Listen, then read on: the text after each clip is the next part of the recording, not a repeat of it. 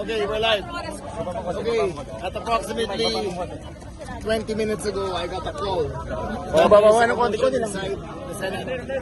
We have unverified information that there were shots fired when I talked to the senators, and they told me that there were shots fired.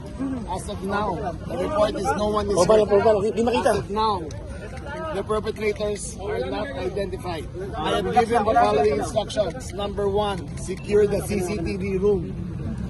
Nothing is to be touched. Number 2, I asked the Senate President to allow me to enter with General Labirin with 30 policemen to secure the senators. That is my number 1 priority, to secure the senators.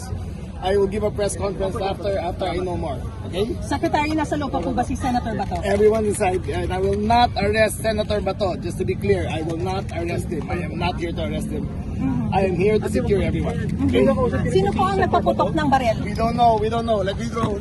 Secretary, may NBI ba talaga sa loob? Sir, kung muna kayo sandali ni Mel Chanco sa 24. Let me through, please.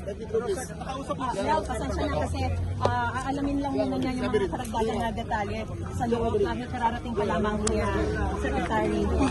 Sir, anong law enforcement agency yung nasa loob? May NBI ba?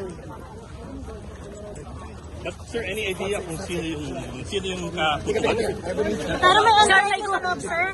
Sir, may gumagamit daw ng barena para makapasok ng Senate? Please.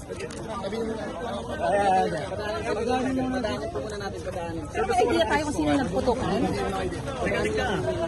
Pero nakausap kayo ni Senator Bato, Sec?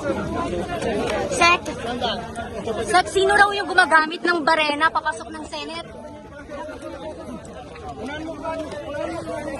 Unahan mo na ito.